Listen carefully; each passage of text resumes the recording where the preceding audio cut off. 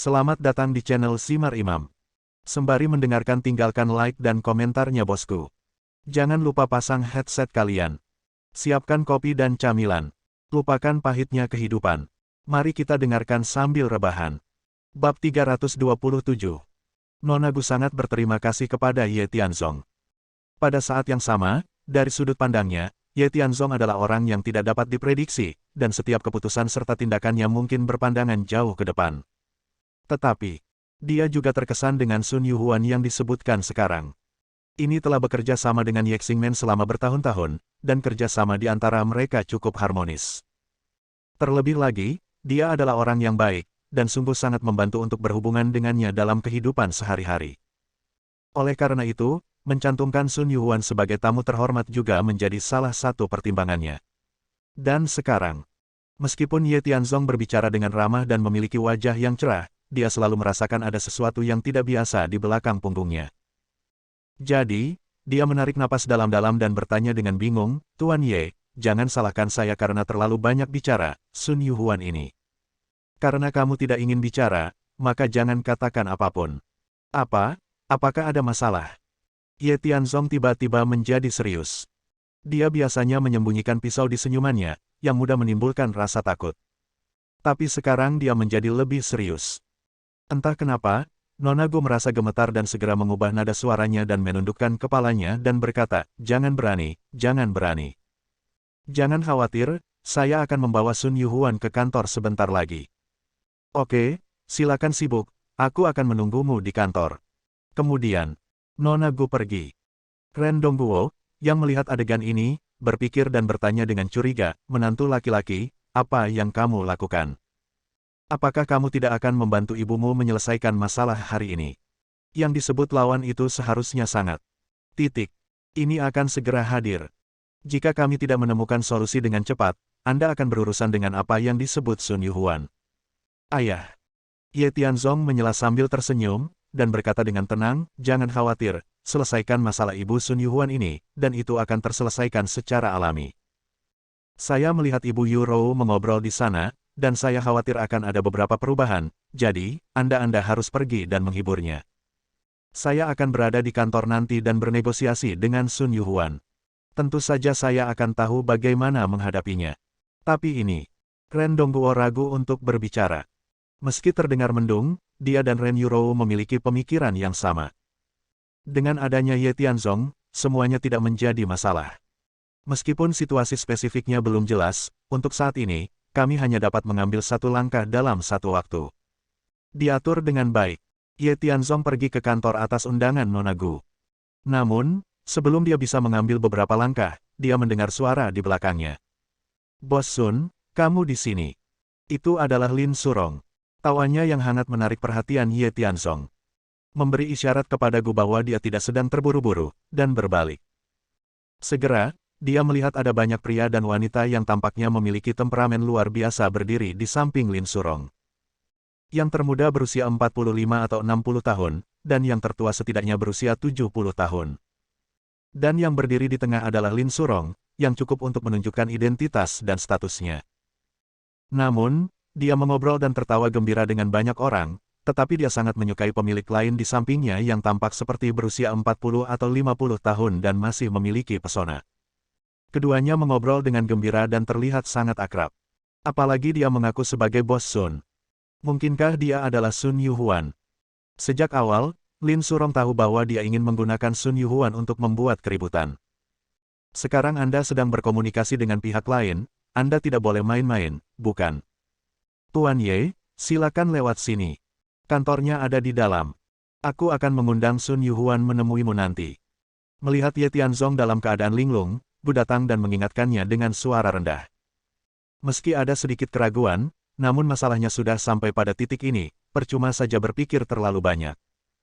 Dia percaya bahwa selama dia bisa menangani putri orang kaya, Sun Yuhuan, dia tidak akan berani melakukan kesalahan. Jadi, tanpa berkata apa-apa, dia berbalik dan hendak berjalan ke kantor. Kebetulan Ren Dongguo bergegas menemui Zhang Chunqin saat ini, dan bersembunyi di sudut, berusaha untuk tidak ketahuan. Setelah komunikasi selesai, Ren Yurou datang, awalnya ingin membuat rencana dengan Ye Tianzong. Namun, Sun Yuhuan juga memiliki mata yang tajam, dan Ren Yurou juga terlihat di tengah kerumunan. Sebagai bunga linceng, di linceng, semua orang mengetahuinya, dan semua orang mengetahuinya. Yang lain tidak mengenal Zhang Chunqin. Tapi Sun Yuhuan mengetahuinya lebih baik dari siapapun. Sebelum Ren Yurou sempat mendekat, dia langsung dihentikan oleh Sun Yuhuan yang berkata dengan enteng, "Hei, bukankah ini bunga kota kita, Ren Yurou, Nona Ren? Kudengar upacara pembukaan hari ini adalah untuk Ren Yurou. Apakah kamu di sini untuk menjadi tuan rumah? Bagaimana dengan ibumu? Dia tidak mau datang." Nadanya seram. Nada suaranya penuh ejekan dan penghinaan. Terlebih lagi, kalau dilihat dari perkataan dan perbuatannya, terlihat jelas bahwa dia datang dengan persiapan hari ini. Dalam sekejap, dia berjalan di depan Ren Yurou.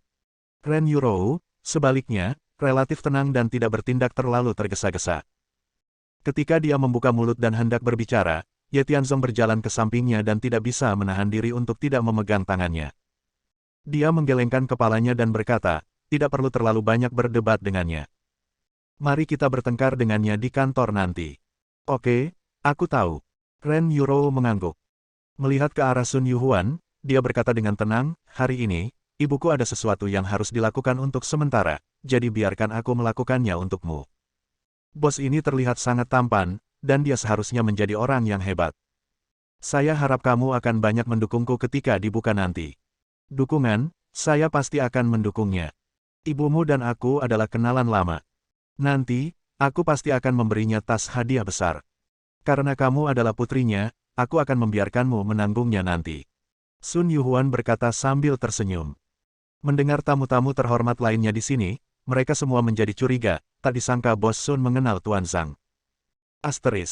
Presiden Zhang, setahu saya, ternyata muncul begitu saja. Sebelum menjalankan 2 salon kecantikan di tempat lain, dia tiba-tiba ingin menjalankan grup tata rias kecantikan. Dia memang pria yang mampu. Tidak hanya itu, kami tetap menjaga hubungan baik dengan Nyonya Gu dan yang lainnya. Bisa membuka grup dalam kondisi seperti itu, saya harus mengatakan bahwa masa depan toko ini pasti tidak akan terbatas hari ini, dan kami menantikannya. Apa rencana masa depan mereka? Dengarkan orang-orang ini. Ren Yurou menjadi semakin gelisah. Tidak ada yang tahu tentang ibunya. Tapi sekarang, semua orang menaruh harapan besar pada ibu, tapi Sun Yuhuan ini sudah menunjukkan keagungannya pada konfrontasi pertama, mengatakan bahwa dia ingin memberikan paket hadiah yang besar, itu pasti untuk menghilangkan situasi ibu. Orang-orang yang hadir pada acara pembukaan hari ini semuanya adalah orang-orang ternama, baik yang mendirikan konter di sini, atau menyediakan banyak perawatan kulit mewah untuk toko induk, masih ringan untuk menarik keluhan, dan tidak menutup kemungkinan untuk menarik modal. Tapi begitu Anda melakukannya, karena perjanjian kerja sama sudah ditandatangani terlebih dahulu, serupa dengan wan prestasi sepihak yang dilakukan ibu. Kerugian yang dilikuidasi setinggi langit sudah tidak tertahankan lagi. Saya khawatir 100 juta yang diinvestasikan oleh Nona Gu dan yang lainnya tidak akan cukup untuk memberi kompensasi kepada mereka saat itu. Yah, aku menantikannya. Tidak apa-apa, Nona Ren, bersiaplah, dan sampai jumpa lagi. Setelah Sun Yuhuan menatap Ren Yurou sambil berpikir, dia berbalik dan melanjutkan mengobrol dengan Lin Surong dan yang lainnya. Ren Yurou, sebaliknya, sangat cemas, dan segera berkata, apa yang harus dilakukan dengan Tianzong? Sun Yuhuan ini sudah bergerak, agresif, dan, melihatnya, sepertinya dia pasti menang, dan dari pihak ibuku, dia. Jangan lupa apa yang aku katakan sebelumnya. Kapan saja, kamu tidak akan mendapat masalah. Jangan khawatir, ayo ke kantor dulu dan bicarakan baik-baik. Saya melihat ke arah Zhang Chunqin, untungnya, Ren Dongguo memberi saya kekuatan. Bagaimanapun, dia akhirnya membujuknya untuk pergi dulu. Selama dia tidak tinggal di toko, Sun Yuhuan tidak akan mengetahuinya. Kemudian, dia akan punya cukup waktu untuk menghadapinya. Meskipun Ren Yurou cemas, dia tidak punya pilihan selain menaruh harapannya pada Ye Tianzong. Setelah mengangguk, dia mengikuti Gu ke kantor. Ini akan menjadi area kantor Zhang Chunqin di masa depan. Nona Gu dan staf lain di toko semuanya berbagi ruangan yang sama. Sepertinya suasana kelas atas, sangat berkelas. Setelah memasuki kantor, Nona Gu bukanlah orang bodoh. Dia bisa merasakan sesuatu yang tidak normal, jadi dia berinisiatif untuk bertanya, baiklah, Tuan Ye, kalian berdua bicara dulu. Saya akan menunggu di pintu. Kapan Anda perlu melakukannya undang Bos Sun, kalau kamu masuk, aku akan segera ke sana, jangan terburu-buru. Terima kasih. Ye Tianzong mengangguk sedikit. Setelah dia menutup pintu, sebelum Ye Tianzong mengambil inisiatif untuk bertanya, Ren Yurou memimpin dan berkata, Tianzong, saya baru saja berbicara dengan ibu saya. Bukankah kita memutuskan untuk mengubah waktu dan peserta kemarin? Tentang masalah ini, kami merahasiakannya secara internal, tetapi ibu saya dan teman-temannya juga memiliki grup komunikasi beranggotakan 4 orang. Setelah dia memberitahu sahabatnya, dia langsung mengkhianatinya. Sun Yuhuan tahu bahwa ibu saya ada di tempat kejadian, dan dia tidak tahu apakah dia baru saja ditemukan. Kudengar dia datang kali ini, selain mengkritik ibu, dia juga menyiapkan banyak bukti. Bukti apa? Artinya, ada foto ibuku sedang minum-minum bersama tamu saat dia sedang duduk di atas panggung, dan tingkah lakunya yang nakal setelah mabuk. Selain itu, dia sudah cukup mengerjakan PR, tidak hanya ingin mengganggu grup kecantikan, tapi juga bahkan salon kecantikan, termasuk klinikmu, selama itu berhubungan dengan ibuku, dia sudah mengaturnya. Saat aku bicara nanti, dia akan keluar untuk menimbulkan masalah. Apakah ini sangat kejam? Ye Tianzong menarik napas, meskipun dia tahu bahwa Sun Yuhuan bukanlah lampu hemat bahan bakar. Tapi agak terlalu kejam untuk mengambil gaji dari dasar pot. Tidak ada salahnya membantu Zhang Chunqin, namun hingga saat ini Ye Tianzong masih belum memahami dendam di antara mereka. Dia adalah orang yang berprinsip, jika Zhang Chunqin yang melakukan sesuatu yang berlebihan di masa lalu, maka dia tidak akan berdiam diri dan menonton, tetapi dia tidak akan pernah membantu orang lain. Istri. Bagaimana kamu mendapatkan semua informasi ini? Juga, kita semua tahu bahwa Sun Yuhuan akan membuat masalah hari ini, tapi pernahkah kamu memahami keluhan di antara mereka? Kamu adalah orang yang berprinsip. Jika ibu kami yang melakukan kesalahan dan orang ingin membalas dendam, sepertinya kami tidak punya cara untuk menghentikannya. Kalau tidak, mengapa ibu kami bersembunyi dari orang karena takut terlihat? Mendengar kata-kata Ye Tianzong, Ren Yurou jelas tidak senang dan meraung, Tianzong, apa yang kamu bicarakan? Apa aku tidak mengerti ibuku sendiri? Ya, meskipun dia biasanya memiliki lidah yang sedikit berbisa, dia jelas bukan tipe orang yang melakukan kejahatan. Kamu juga telah melihat Yuhuan, dia bukan orang baik, meskipun aku tidak tahu situasi spesifiknya, tapi aku percaya pada ibuku, dia bukan orang yang berbahaya. Sayang, jangan terlalu bersemangat, aku hanya bertanya dengan santai. Kamu percaya pada ibumu, dan aku percaya padamu, jadi aku pasti akan mengurus masalah ini sampai akhir. Kalau begitu, sebelum masalah ini terungkap, mari kita periksa dulu ke Sun Yuhuan. Bagaimana menurutmu? Setelah Ye Tianzong selesai berbicara, sebelum Ren Yurou sempat menjawab, tiba-tiba terdengar suara dari pintu, Tuan Lin, apa yang kamu lakukan? Tuan Ye dan Nona Ren sedang mendiskusikan berbagai hal di dalam. Mohon tunggu sebentar, harap tunggu sesaat. Itu Nona Gu. Dia menghalangi Tuan Lin. Lin memenangkan kehormatan itu. Bab 238. Ye Tianzong tercengang. Ren Yurou juga berhenti bertahan. Keduanya saling memandang sambil berpikir. Ini Lin Zurong. Saya mungkin tahu rencana mereka berdua. Namun, setelah sampai di toko, dia langsung mengobrol dan tertawa dengan Sun Yuhuan. Ini memberi kesan bahwa dia sedang mencoba menghalangi. Mengingat perasaan yang diberikan oleh perilaku kakaknya kepada mereka berdua pagi ini, Lin Zurong ini jelas bukan lampu hemat bahan bakar. Sekarang dia tiba-tiba menerobos masuk, apa yang kamu rencanakan? Dan, dari perkataan Nona Gu, sepertinya Lin Zurong membawa orang lain ke sini. Nona Gu, mohon mundur. Saya harus membawa orang masuk, harap membantu. Lin Zurong berkata dengan bijaksana. Namun, sikap Gu sangat tegas. Jika dia ingin membalas dendam, dia harus bergantung pada Ye Tianzong. Dan alasan mengapa wajah ini dikembalikan ke keadaan semula adalah berkat Ye Tianzong. Dapat dikatakan bahwa Ye Tianzong adalah penyelamatnya. Dia pasti akan menuruti perintahnya. Karena dia bertugas menjaga. Maka Anda harus membela tugas ini. Bahkan saat menghadapi Lin Zurong, dia berdebat dengan alasan yang masuk akal tanpa menyerah. Maaf, Tuan Lin, masalah ini tidak perlu dibicarakan. Mereka sedang mengobrol di dalam. Setelah mereka selesai mengobrol, kamu bisa masuk. Jangan mempersulitku. Meskipun kamu adalah tamu terhormat yang aku undang hari ini adalah tokoku dan aku berhak mengusirmu. Aku tidak ingin merasa kasihan satu sama lain. Tuan Ya, Tuan Ye. Di tengah pidato Mes Gu, Lin Zurong tidak tahan lagi. Sambil dengan putus asa mengetuk pintu, dia berteriak ke kamar. Sayang, biarkan dia masuk. Selalu ada solusi untuk suatu masalah. Saya yakin, Anda dan saya merasakan hal yang sama, Lin Surong ini pasti menyembunyikan sesuatu. Daripada terus menebak-nebak di sini, lebih baik kita sentuh langsung, bagaimana menurutmu? Ye Tianzong memandang Ren Yurou.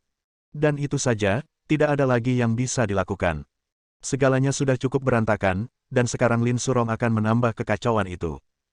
Sejujurnya, Ren Yurou merasa lelah secara mental dan fisik.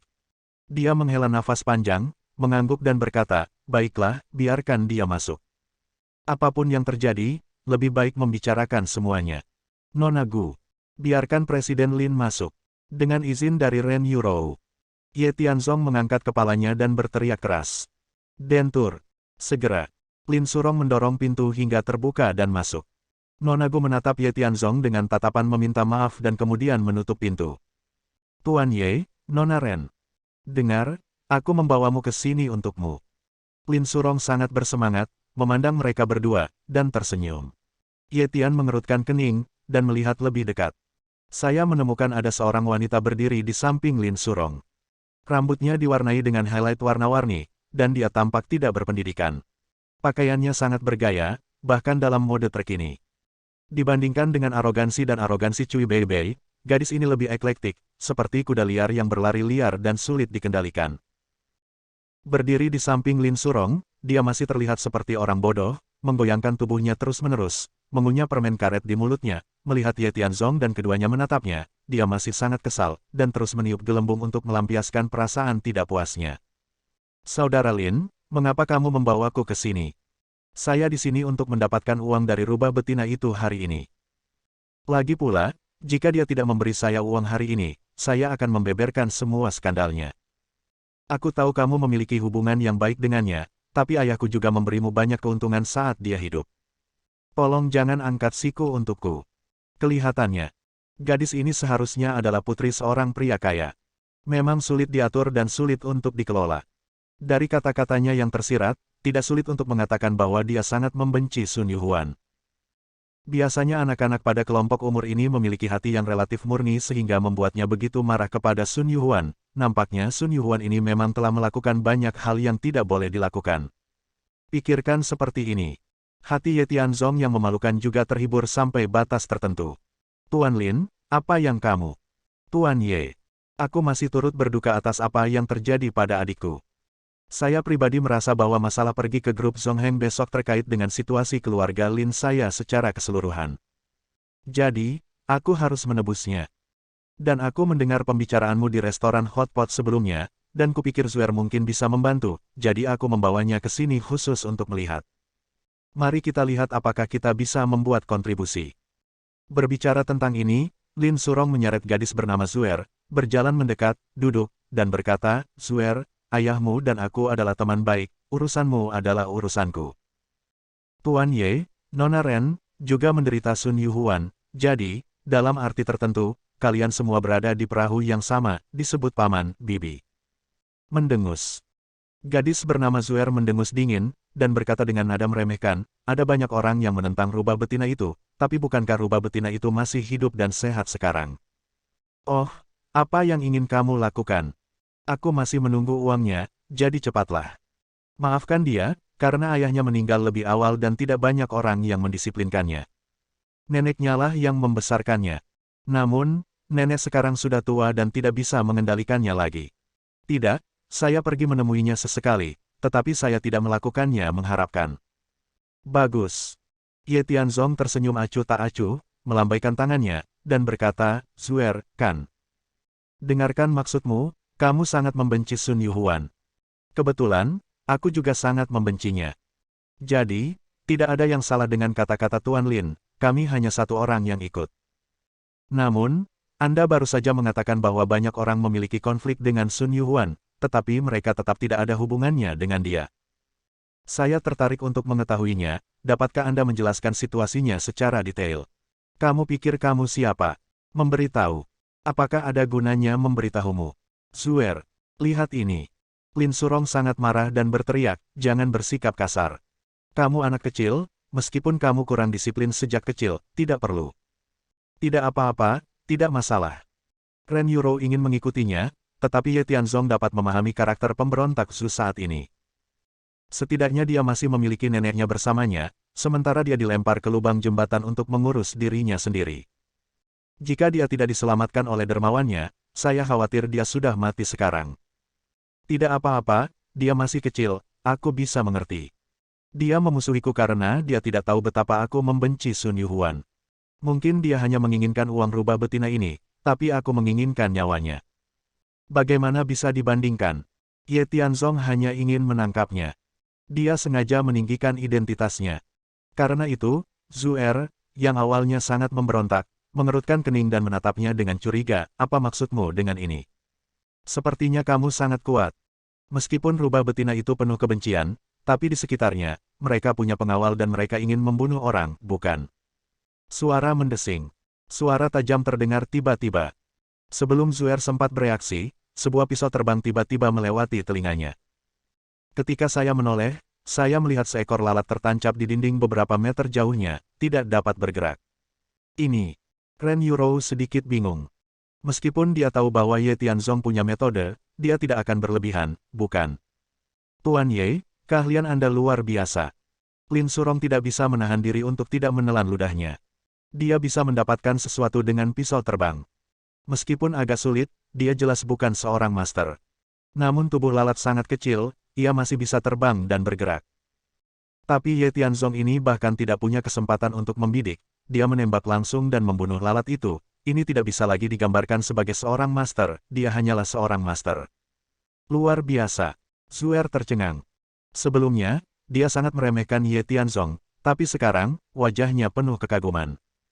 Lagi pula, di usianya, sangat mudah untuk terkesan dengan keterampilan seperti itu. Saudaraku, kamu adalah kakak laki-laki tertua, oke. Zhu Er langsung mengacungkan jempolnya. Ye Tianzong, sebaliknya, sangat acuh tak acuh, melambaikan tangannya, dan berkata, haha, trik kecil tidak layak untuk disebutkan, tidak layak untuk disebutkan. Saya melakukan itu hanya untuk pamer, tetapi untuk membuat Anda mengerti bahwa Anda dan saya adalah orang yang sama. Dan jika aku mau, aku punya kekuatan yang cukup untuk membunuhnya. Tapi, membiarkannya pergi dengan harga murah, bukankah itu terlalu murah untuknya? Bicaralah, apa yang kamu ketahui dan ketahui tentang Sun Yuhuan, dan aku akan membantumu membalaskan dendammu sebentar lagi, bagaimana? Jika ini awalnya, Zhu Er mungkin akan meludahi wajahnya. Namun setelah melihat cara lawan yang begitu kejam, mungkin Ye Tianzong ini adalah pahlawannya. Oleh karena itu, tanpa ragu-ragu, Zhu Er segera mengangguk dan berkata, oke, izinkan saya memberitahu Anda, saya akan mendengarkan Anda dan mendengarkan Anda. Itu bagus. Lin Surong duduk. Ren Yuro juga tersenyum dan mengangguk saat dia melihat ke arah Ye Tianzong, ada lapisan kepercayaan ekstra di alisnya. Ye Tianzong ini pemberani dan banyak akal.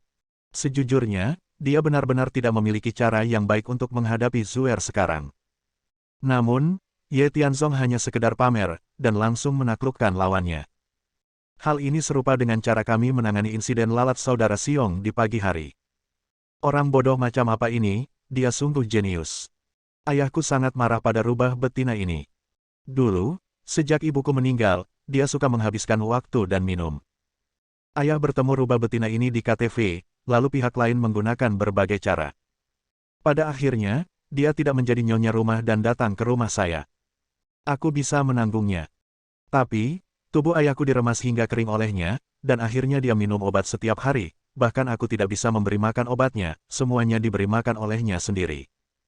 Dalam beberapa hari, dia meninggal, dan seluruh harta benda keluarga kami jatuh ke tangannya. Dia juga berpura-pura memberi saya uang saku setiap bulan dan meminta pengacara bersaksi. Saya menggugatnya, tapi tidak ada gunanya. Dia punya banyak koneksi. Belakangan saya curiga dialah yang bertanggung jawab atas kematian ayah saya, maka diam-diam saya mengumpulkan obat-obatan yang diberikan kepada saya dan menemukan bahan-bahan beracun di dalamnya. Awalnya saya ingin melaporkannya. Tapi dia menculik pacarku dan mengancamku jika aku berani main-main, dia akan membunuh pacarku. Setelah mendengar, Ye Tianzong sangat terkejut di dalam hatinya. Dongeng macam apa ini? Bersambung.